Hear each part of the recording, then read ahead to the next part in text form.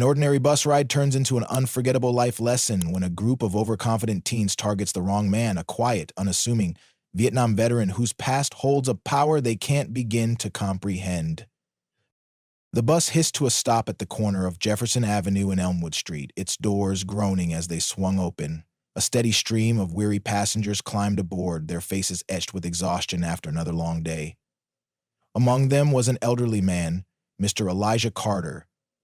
His slow, deliberate steps spoke volumes of the years etched into his bones. With a wooden cane polished smooth by countless grips and a modest bag of groceries, he made his way to the back of the bus.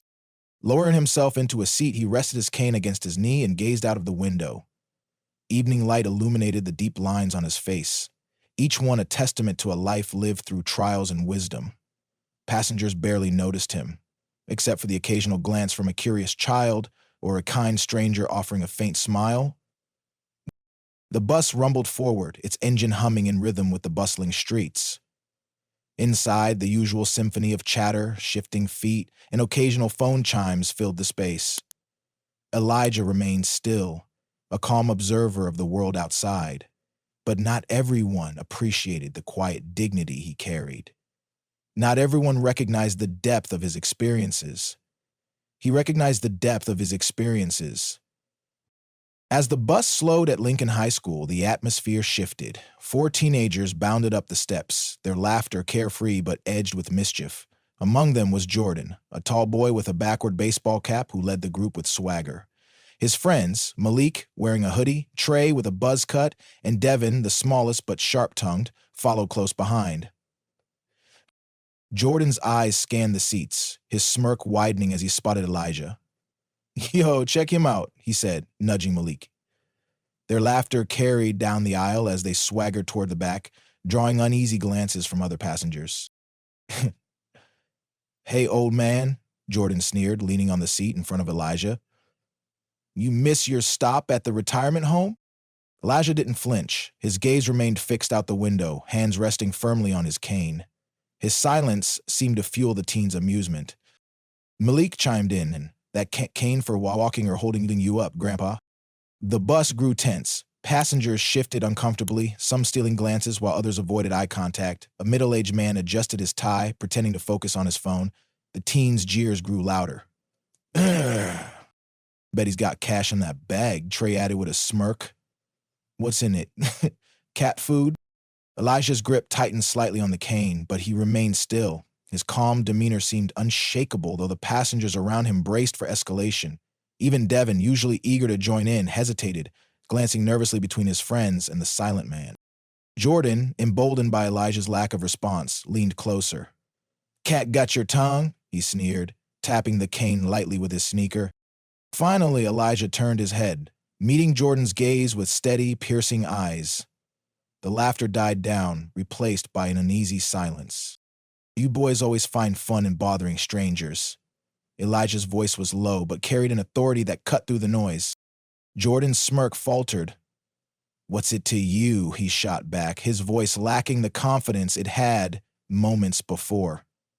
Elijah straightened slightly, his cane planted firmly on the floor. "'Cause I've met young men like you before. Different time, different place. They didn't laugh as much when they learned what real fear feels like." The bus seemed to hold its breath. Passengers exchanged uneasy glances, the weight of Elijah's words sinking in. Malik shifted uncomfortably. Even Trey and Devin seemed unsure now.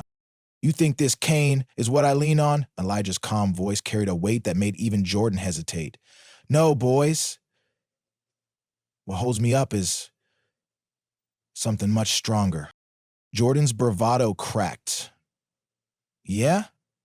What's that?" he asked, though his voice wavered. Elijah's gaze swept over the group. "When I was your age, I carried something heavier than this cane. A rifle through jungles half a world away, Vietnam." The word landed like a bomb, silencing the bus. Elijah continued, his voice steady but tinged with memories. "Back then, we didn't have time for jokes like yours. We had to grow up fast. Too fast. Some of us didn't come home. Those who did, we carried more than our gear. Scars, visible and invisible. Devin looked away, his bravado gone. Malik muttered, "We didn't mean anything by it." Elijah nodded slightly. "I know you didn't, but words have weight, boys, and you never know what someone's carrying." The bus slowed at the next stop. The teens, now subdued, mumbled apologies as they shuffled off.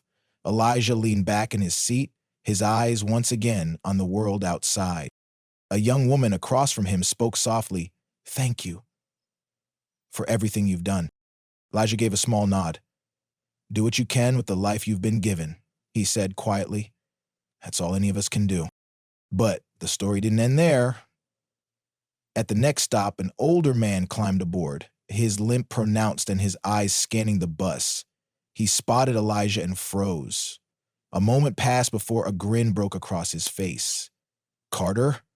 Elijah Carter?" Elijah looked up, recognition lighting his features. "Oh, I'll be Jackson Morris.